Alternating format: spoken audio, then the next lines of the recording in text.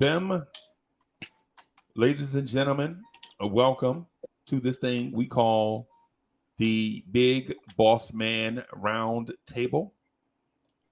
I am your moderator, Uncle Freezy. I'm joined by your host, Woodshed 1914, and our special guest, our brother, our Lawrence Tears brethren, Free Keith. How y'all doing tonight, gentlemen? Doing good, man. Just enjoying life, man, to the fullest. Good.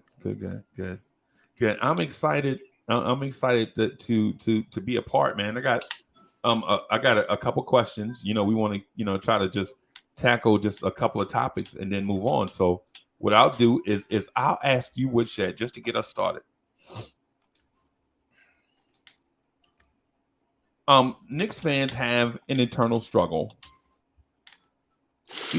Each individual Knicks fan seems to have an internal struggle that they are embracing.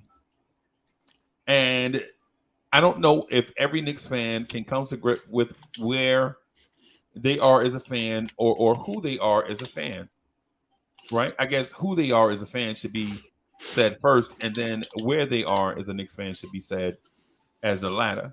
But here we are. If you are a Knicks fan,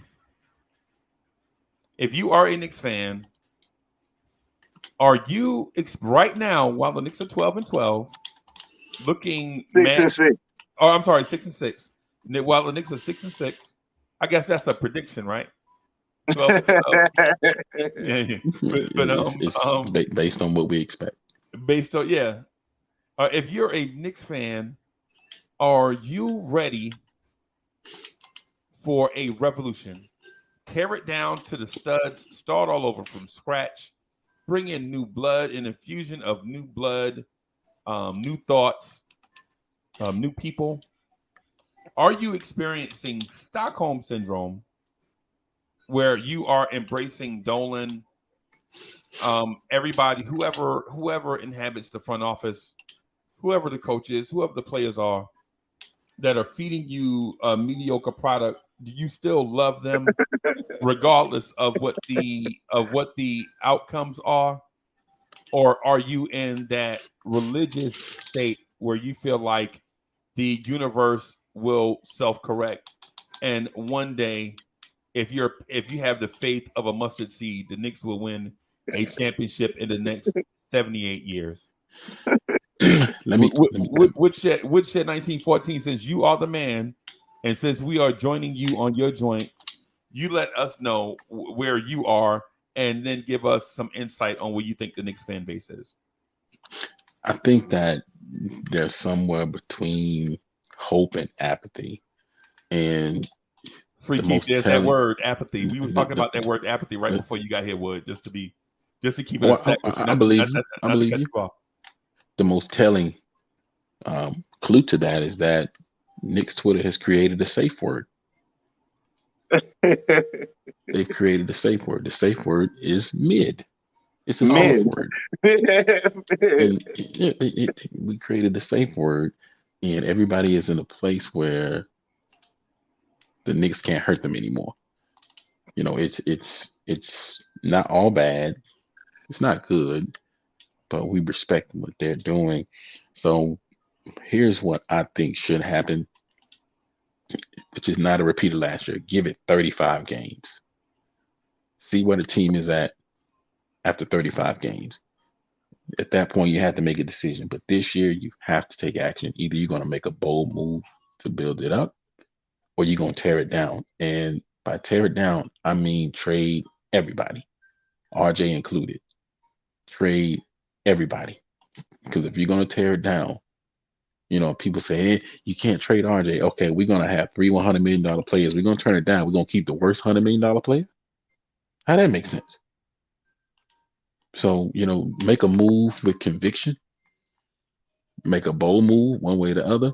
And if we're sitting at 15 and 20 after 35 games, you may say, maybe we can get that one guy and turn this season around.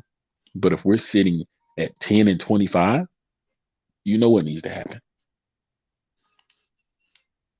But you can't halfway do it though. You got to be bold and make a decision. So that's my answer. That's interesting, bro. That's an interesting approach.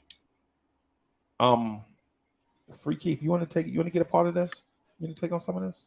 I Like. Let me ask it to you. Let me ask you the question. In fairness, are we experiencing a revolution where Knicks fans want to tear this thing down to the studs?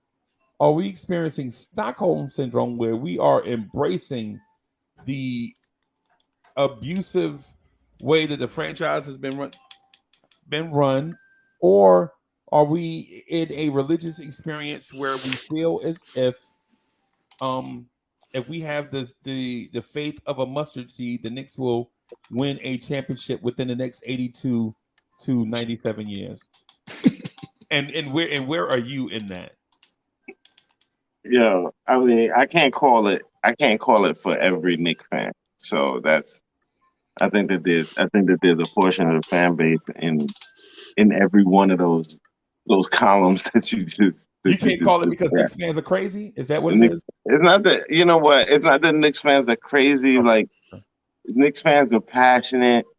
Knicks fans are like knowledgeable about basketball, but still kind of like hard headed about how they know about what they feel about basketball and how it should be played, and like and then you have the and so there's a knowledge base, but then there's also like the emotional component of like the Knicks being your team that you're a fan of. It's like your kid. So we kind of look at that kid and raising that kid differently. Um, some of us are on some tough love type joint. The Knicks can't do anything right. The Knicks can't do anything right. Anything that's done is not good enough. Like you could do better. And you have those kind of Knicks fans who look at the Knicks as that kid. And then you have like the other Knicks fans who look at the Knicks as a kid that you need to encourage. And like okay, cool. I see what you're doing. I see that good step that you made, and like trying to focus in on those good things and build that kid through encouragement. So it just depends on the type of fan that you are and how you look at the team, or how you look at the team in relationship to that fandom. But me personally, this mid stuff, this what you I I look at the team like I've been a Knicks fan, and I've been a fan since I was like 14 years old. Okay. So for the better part of 32 years, Okay. this team has been my team, and I've been watching them through ups and downs, more downs than ups. Mm. I watched them be the worst team over the last 2 decades. That's a large chunk of time in a human's life. Okay. So for the last 22 years, I've watched this team be the worst team in basketball. My team, the team that I choose to stand for. Now, now I'm seeing a little bit of a light at the end of the tunnel. Okay. Not a championship, but like I'm seeing better players on a team that I like. Right. On my team, I'm watching the team that's like, okay, this team is definitely better than the year before. Okay. By what degree and what measure against the teams that we're playing against, that's another thing. But like, I know that we're better by Right. our own standards. We're better. Okay. So it's only a matter of time. So now, like, as long as you're giving me, I don't care if that progress is just incremental, but if you're giving me progress, I gotta give you back like hope. Okay. But how long are we gonna give these jokers, bro? It's been Yeah. 50 years Well, of I being 50 feel you, I years. championship. feel you, I feel you, but it ain't been Leon's team for 50 years. It ain't been Tibbs' team. Like that's another thing that Knicks fans do, and I think they conflate time. Like, dude, like I cannot as much as I'm looking for this team to turn around and be a top team like I want them to be. I can't put the last 22 years on this administration. I can't. Like I I understand what you like mean. it's my frustration. It's my personal frustration. But like they have a very small part in that chunk. And to me, for the chunk that they are working with at the time that they got it, I'm not mad at like their movements. All things considered, for the 2.5 years that they've had the team, I think that they have done a yeoman's job in the way of doing one thing, which is like this is the thing that I mentioned 4 or 5 years ago that we needed to do before anything else, before trading pick, trying to before even trying to be a better team than we were. We had to get that dysfunctional label dropped. We had Right, to get respectability back in the house, and they did that, and they did that fairly quickly. And right, I'm not, and I don't underscore, like, or I should say, I underscore, don't underscore the value of us being looked at as a serious team. We needed to get to that point that like the league isn't just blatantly making jokes about us. okay, That we had to get to that point, and they brought us to that point. And not only did they bring us to that point, like we're literally here frustrated that like they we didn't get this star player that wanted to be here. When's the last time we was even talking about a star player that wanted to be here in on this team? Like we gotta start looking at stepping back, or at least this is what I do. Because I feel like I was a negative fan. I was one of those negative fans for the better part of this journey, which is understandable because like that's a lot of trauma. All that right, losing, that's a lot of trauma. right, But like at some point, we have to take control. We have to take control of the emotional narrative and kind of like see what things we can pour some hope energy into. And I feel like it's there. We aren't stuck. There's nobody on the team with near a max contract. Like right. you know what I'm saying? Like we definitely Cats thought we were stuck last season. They're not going to be able to move those vets, and each one's going to have a first round pick attached to it to get rid of Noel and Kemba and this. My man's Leon did clean all of them cats up with one pick. Okay, You know what I'm saying? okay, Like so, like the NBA is fluid. It's not over tomorrow. right. And there's opportunities that pop up constantly. Like yo, like I like where this team is at. I think we got talent to build off of. Finally, that's not all just centrally located in one dude in Mello. You know what I'm saying? Like Okay. we have a base to build off of. We still do need the Mello character or the number one the number one option or whatever the superstar. But like I feel like the rest of the team is like we got a good composition that we're building from, and I'm Okay. with it. If I may, if I may, I feel like I feel like I have Stockholm syndrome, right? I feel like I feel like Claude and Ray. Oh wow. I feel like Claude and Ray. I feel like on some days I want to tell stories about Ray Boom Boom Room, and then other days I feel like one of these days we gonna get out of here, right? And for those that don't know who Ray and Claude are, they are the central characters for a movie called Life, right?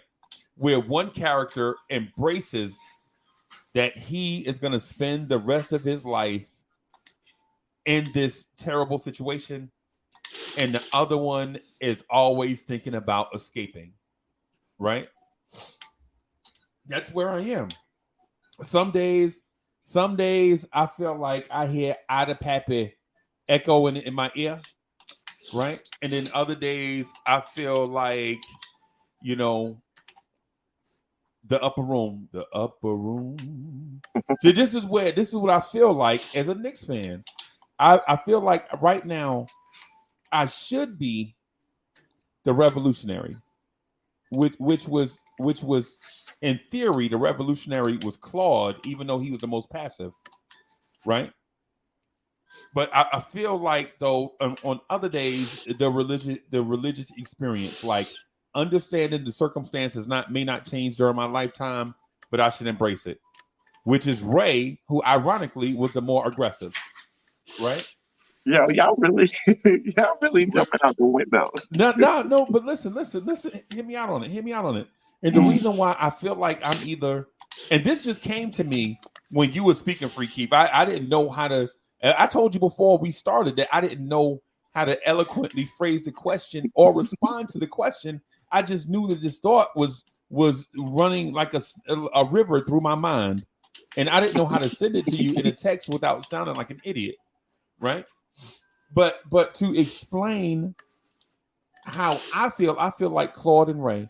Some days is you gonna eat your cornbread, and some days is Ray Boom Boom Room, right? and the irony to that is that sometimes, depending on how we look on a day-to-day basis, it goes from Ray and Claude. So you beat the Pistons, right? Now, I feel like Claude. You know what I'm saying? Like, we can get out of here. We could do this. And then say we lose to the Celtics by giving up 27 3-pointers. And I feel like, Ray, we ain't never going nowhere. So we may as well just play imaginary stories in our mind about Ray's Boom Boom Room. Right? Now, the thing that could move me from one side or the other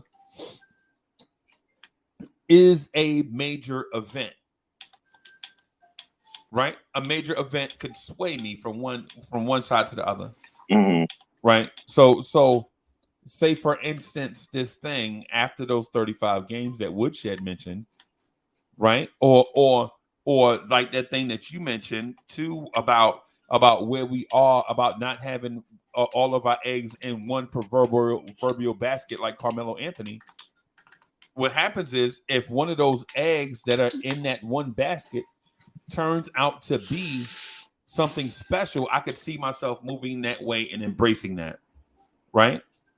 But I could pardon that, my microphone just muted itself. I guess that's tip. but Blame Randall. I'm gonna blame Randall because my mic muted by itself. But I could also see what Woodshed say is this. Like Malcolm, like Denzel Washington in that movie Malcolm X. Where is Brother Johnson? We know he here. We know y'all brought him here. We want to see Brother Johnson to make sure he medically okay. At the 35 game mark, Woodshed, I can see that. I can see where is Brother Johnson, right? But ultimately, where I am is a fan that is right this very second, and what I'm saying is this might change, but this very second, I think I am the president of the Knicks Stockholm Syndrome Club. I am embracing the struggle and loving it, right? And there are people that are toxic that are probably embracing this thing too, right?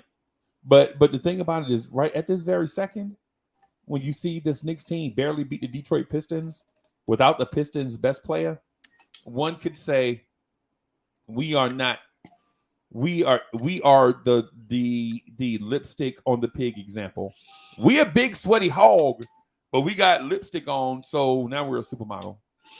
It's dangerous when there's a talent gap between you and the lower tier teams. That's dangerous. Yes. Extremely dangerous. Yes.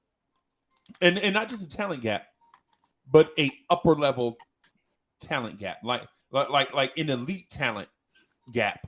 Like some of these lottery teams, they have elite talent. They're just Anakin Skywalker right now.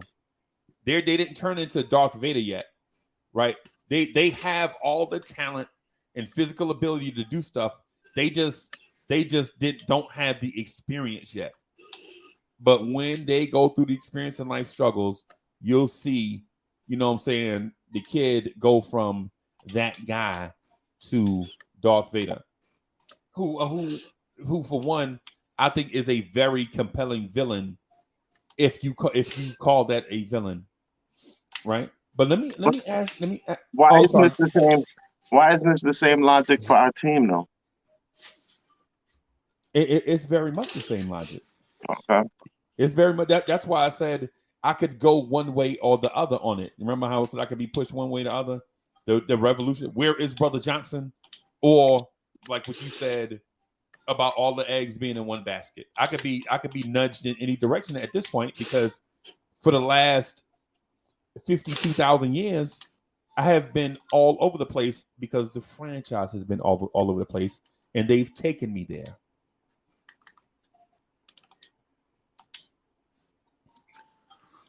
All right. And that's the last 15 years. Or the last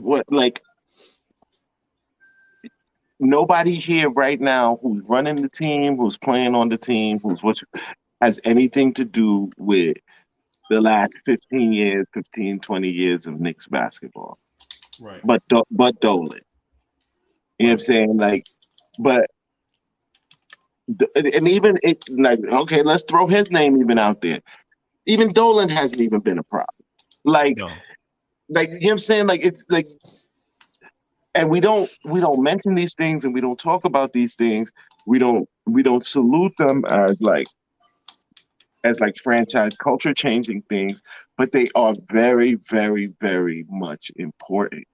Like, and the time that it takes for us to get back into being one of those top teams, all of that is important, and all of that takes time. Like we literally are like, I think we're mentally frustrated that we aren't at a place yet that we really like in 2.5 years wasn't going to get at like we're not gonna get from last of the last 2 decades to first or a top team in 2.5 seasons. It's I just not understand gonna. that, but It's let just, me ask it the way. Let me ask that the way that we talked about it previously, like before while we prep for the show. Why do we want the Knicks to win the way we see other teams win? Why do we need the Knicks to win stylistically the way that we prefer and at the pace that we prefer? Hey, Woodshed, I want to ask Free Keith this one first, right? So Free Keith in this rebuild, or not rebuild, but let me say it this way: for the Knicks, it's more of a remix. And this remix, why do we prefer our remix to look like other franchises? Though we know other franchises have not encountered the stumbling blocks that this front office or this organization has faced on their way back to respectability. you're adding a part that I think that most people normally don't add though. Like you added that last sentence, like, oh, knowing that these organizations have like the fans who do that, what you're talking about they don't bother with that last part. The last part doesn't bother their narratives. Like they don't think about that. There is no nuance of like, oh, this team, like it's always like, oh, why didn't we do this like Philly? Why didn't we do this like Atlanta? We should have did this like X, Y, and Z team. Like all like these small market teams they keep pointing out that don't have the issues that a large market New York team has. Yeah, I think that's part of it, and that there are other little issues like having to deal with a Dolan, having to be under the spotlight of like media that really, really, really isn't your friend. Like it's not, and not to say media has to be your friend, but like literally trying to squeeze out the most negative news about your team, regardless of any situation. Like so, like there's a combination of things that people don't add into their team. They just mad at the team and they want things to get better, but they don't, and they're comparing them to these teams in situations that they think are good, or I should say that look like they're good in the moment, but like the getting to that situation would never have been the same for us. Or we like Golden State, Curry goes Yep. down. I mean, Curry goes down. I'm not sorry. Clay Clay. goes down. KD goes down in the finals. Right. That next season, they get the number 1 pick. Yeah. Season after that, they get the number 3 pick. Yeah. Like how long? How we the worst franchise in the last 22 years. Like we the worst franchise the last 22 years. Like how long it took us even to get to the number 4 pick? Yeah. You know what I'm saying? Like Yeah. these joints, they're not friend to us. Like how people like, oh, X, Y, and Z team picked they got their whole team through the draft. Like, yeah, they was lucky enough to be top in the draft with all they losing, and they got rewarded with that. We never got rewarded without losing with top draft picks. In fact, most of the times we'll fall backwards. But you know, it's a lot of self-inflicted stuff that goes on too. Right. Like the most embarrassing thing to me in the last couple of years, as far as learning, was Grant Hill. He said he was ready to come to New York, and they went to the recruiting pitch with his wife. Yep. During the recruiting pitch, the actor Leon shows up on the video and says, "If you think there are women in Phoenix, just wait till you get to New York." Yeah. Come on. Yeah. That stuff. And Leon on the way in the hallway when with Grant Hill and his wife, right? Grant Hill is walking a little bit behind his wife, who is probably the most famous other person in the room at the time, who had a song on the charts, "You Made a Move on My Heart," to Mia, is there. And Leon says, "Man, hey, we got women everywhere." And Tamia sees this and like, yeah. Or meeting with LeBron and talking about everything but basketball. The Sopranos. I don't know, man. You got people from The Sopranos showing up in your recruiting pitch to LeBron, who is interested in winning championships, and you thought his interest is about being famous. Surprise! He's already the most famous person in basketball. How could he be? How can you be better than number 1? Self-inflicted. Hey, I can't call none of that, and I dig it. I hear you. But that's a past generation, though. That's a past generation. Yeah. So here we are today. Right. Here we are today. NBA still going on. It ain't. The NBA ain't over. So what now? But you gotta hold them accountable, Key. We like Leon Rose is what I'm saying. You're gonna hold him accountable for a flub that he made 20 years ago? Yeah. No. It was a bad move. No, going to the Dallas and Utah playoff game with your chest stuck out, that was a bad move. What chest stuck out, man? Yo, you went to the game like people go to the games to scout players all the time. But move in silence, though. You know what I'm saying? How you move in silence? Like were they supposed to wear masks? Cats would have known they were at the game. They got so many scouts. Like you're into NBA game and you're the head of a front office of a major NBA franchise. Like cats know what you look like. What are you gonna hide? No, but the thing is when they know who you are. But Free Keith, what I'm saying is, and Woodshed too, I think, and we're not double teaming Free Keith, by the way, for those that are listening. But the thing about executives visiting other executives' domain is but that happens though. But listen, hear me out. It doesn't happen on the NBA floor. It happens in those expensive ass suites. No. Yes, what do you mean? Execs go to basketball games to watch cats all the time. But listen, Free Keith, what I'm saying. Other teams, like they go. No, they don't. They don't get on. I've never seen that. They don't get on. Are you serious? Okay, so when Fizz had taken all of our cats when he had first gotten the job, and he had taken all the cats to go see the finals games against this, that, and the other. Like everybody saluted that, like it was applauded, like dog, like it's those things they happen. Ainge made too big a deal of it. No, Ainge made a big deal of it because he got a small ego. No, so first of all, David Fizdale at the time was the brand new coach of the New York Knicks, and he is not an executive. Yeah, he doesn't make decisions like that. Yeah, he is not an executive. What do you mean? The coaches. So you're saying Tibbs is not? Tibbs don't. You saying Tibbs is not part of those discussions? No, what I'm saying is Tibbs is not an executive. That's merely what I'm saying. Bro, like executive or not, cats know who's in the room and who has and who gets to talk about players that they want. Right. Like, Right. what is that? Like we stuck on words and titles. Like if that was Tibbs and Randall, like cats would have said the same thing. No, Tibbs wouldn't have done that. No, he moves in silence, man. Tibbs moves in silence, bro. Tibbs would have went and visited their facility.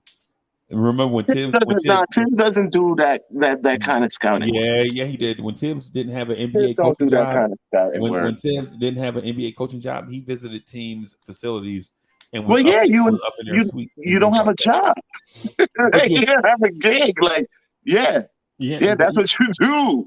But what we mentioned is like, you know, it's one thing if the son was paying for the sins of the father, but it's another thing that the son is repeating the sins of the father. And in this case, me and Woodshed and Millie pointing out that the Knicks are not paying for the sins of their father; they're repeating the sins of the father, and here we are. How are they repeating it? Because instead of having Leon show up to an interview, you know what I'm saying, who at the time was a nobody amongst nobodies, you know what I'm saying? He is at a Grant Hill interview pitch. Dude, that's 20 years ago, bro. 20 plus years ago. Like I can't. I'm not going to. Oh my God! Yeah, yo, wow, man. Worldwide West showed up to a Dallas Mavericks Utah Jazz playoff game, dapping up both of these dudes, and we imagine he is mentioning to both, yo, I'm gonna get both of y'all together, and we're gonna turn the New York Knicks around on the Dallas Mavericks home floor. How bold do you have to be? What size nuts do you have to try to do that? And then not have the guts to follow through with it. Right. But what's so funny is that when the talk was that they were at the Dallas Mavericks game, colluding with Brunson. Right. Okay. So this talk about it being about Spider is really after the fact. It's both. I think that was their plan the whole time, man. I think the whole plan was to pair them two together. No. Because at the time, none of us knew that Spider was about to be available. No, you didn't know. Spider was not. Well, yeah, they may have known. We ain't know. But what we said, what was said in the media, what people was complaining about, like, because everybody knew we were going after Jalen Brunson. So now that that Dallas game, so everybody knew it was about Brunson, but Ainge, everybody, because that's what everybody said it was, that the heavy hitters, the execs came down to the Mavs game to check out Jalen Brunson. It was about Jalen Brunson. It was never about Spider until we didn't get Spider. Y'all really, that's what I'm talking about. That's the emotional. That's the emotional content of the Knicks fan,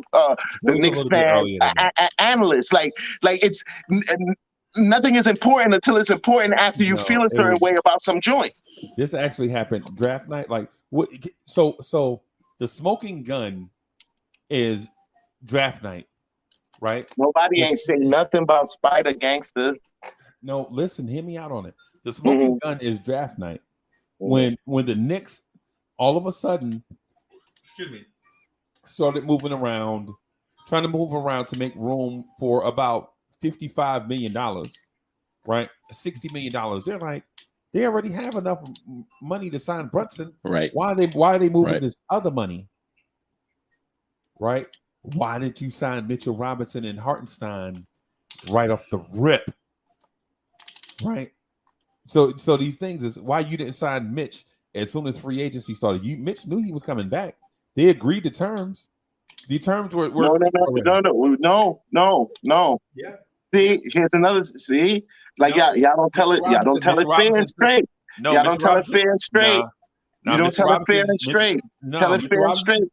That contract was not signed and it was not a done deal. No, he did not It was sign the not a done contract. deal because Detroit was actually our major competition for Mitch, and Detroit wasn't taken off the board for Mitch until draft night when we drafted them during. That's the only thing. That is the reason why they didn't go after Mitch and raise the price of the key for Okay, Mitch. No. so who do let's. we believe then? Who do we What do believe? you mean? Who do Because we Do you believe believe? Mitchell? okay, Do you believe For Mitchell months Robinson or the media? before, they were our only competition for Mitch. Do you believe Mitchell You Robinson can or the look that media? up. You could go do a Google search about that. Mitchell no, Robinson said that the Knicks had showed him love before that. He knew he wasn't going nowhere. Of course, he's gonna say that. Then why did he turn down the? Why did he turn down the extension? Free Keith, let me say this. Why did him and his people turn down the extension if that's what he was always planning to do? No.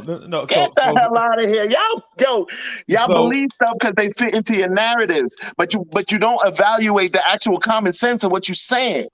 So for those listening to this on audio podcast platform, you won't see the video of this, but I'm laughing at how Free Keith is acting, and Free Keith snatched his hat off, and it's making me laugh. So y'all are so when y'all watch this, you won't get to see the video because we're not gonna upload the video. We're just gonna upload the audio. But if you just saw Free Keith's reaction to when I mentioned that Mitchell Robinson point, he snatched his hat off, and it was as if the both of us were like in seventh grade. It's weird how people be choosy with the information. No, Mitch actually, the contention behind Mitch was that Detroit was the only team that actively was also pursuing him. He dubbed us and did not take the $55 million extension we was offering him. Did not take him and his people did not take the $55 million extension. They dubbed that, said they were going to test free agency. They tested free agency, and the only team it was that we were in competition for him was Detroit, and they knocked Detroit out of the Mitch run-ins by trading them that 11th pick, whatever pick that was, and Noel. Locked in their need for a 5. Locked out their need for a 5. We signed Mitch for $5 million more than the extension. He got $60 million. So we outfoxed Detroit, is what you're saying. I don't know about outfox. We did what we had to do to get Mitch cheap. That's it. So we outfoxed them basically. Yeah. No, it wasn't about them. It was about us. It was about Mitch. Drafted them. It was about Mitch. They got what they wanted. We gave them a 5 that they could build with. They got what they needed. So instead of giving them the 13 pick, we drafted Duran, a high upside modern 5 that we have no need for. And we're trading him for the better pick, for the better player in Mitch that we already have chemistry with, and we want to keep on the team. And we're going to trade you, lock out your need for Mitch, so we don't have to go back and forth with no contracts. This dude could have cost us $70-80 million, like he didn't, because we locked them out of the need for Mitch. So you're comfortable saying that a team was going to give Mitch 17 to 20 million. I'm sorry, 17 and a half to $20 million a year. I'm not. I am. Okay. I think that.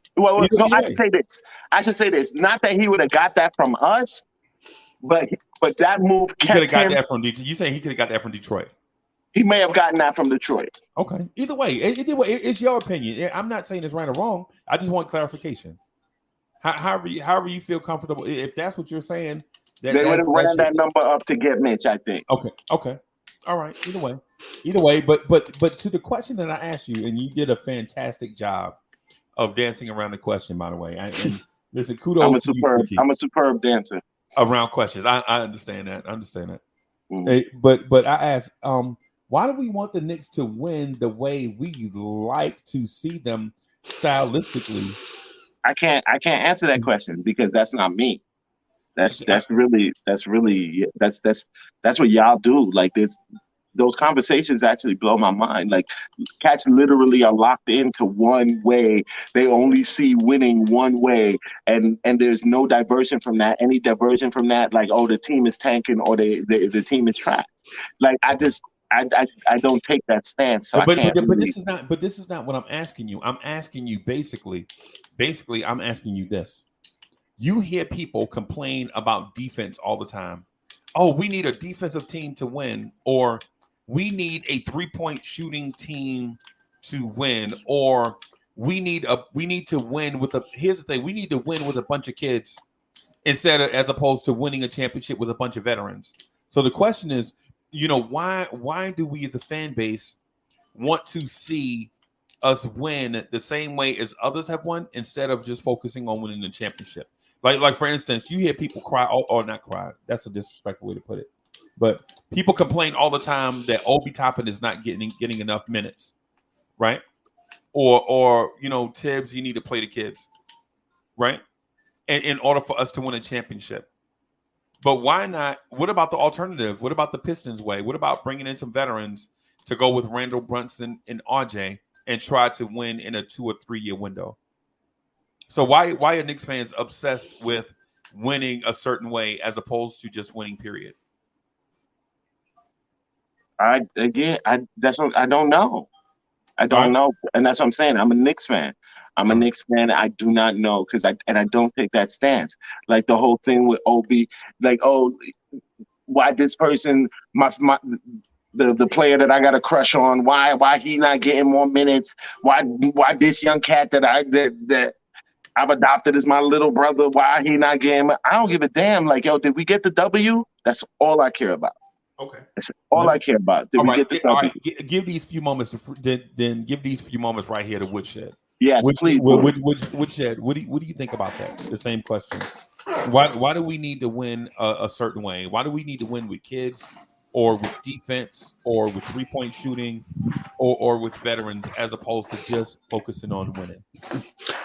Because the team hasn't won.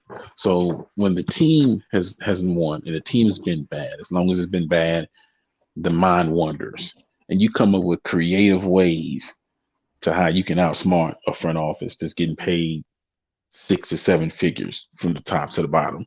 So when you don't have a winning culture, you don't have a stable culture, you're used to getting dissed and turned down by the girl that you actually want, what happens is you start to settle. So it can be a 7, she right there in front of your face, but you dissing that 7 on the daily because you want the 10. Okay. But because you got a 5 that your mama introduced you to, you gonna coddle the 5. You feel what I'm saying? So that's the stage that the team is at. We got some dudes that should have been gone. I'm just gonna keep it a buck with you. That should have been gone. We got some dudes that never should have been drafted and shouldn't even be here on this team. Right. But because they were drafted by the Knicks, we're gonna crap on everybody else that wasn't drafted by the Knicks, and we're gonna cling to the dudes that were drafted by the Knicks.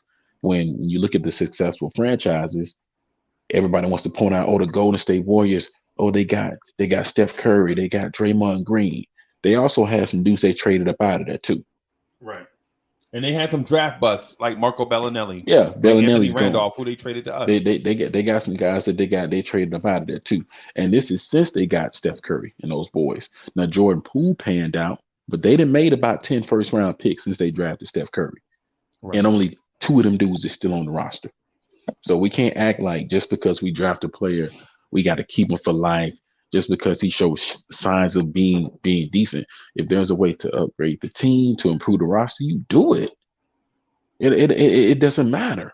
If there's a free agent that's better than the guy you got, sign him. Right. It doesn't matter if I like this player. Oh, I'm gonna turn down a better player because, like, I'm gonna give you a prime example. Do you remember 2 summers ago when Jimmy Butler was in Philly and it was known that he wasn't coming back to Philly? They made their choice to go with Ben Simmons. I had people telling me, "Oh, I don't want him because he's a cancer and he'll get in the way of RJ's development." You remember that? So just real quick. So this is one of our major 100%. This is one of our major debates on Twitter. So we have a Twitter thread that we're all a part of, and this was the debate for about 7 or 8 weeks. Just strong. And when I say debate, I mean, so 50 people in the thread, 30 people constantly replying for 8 straight weeks. That's 56 days, people.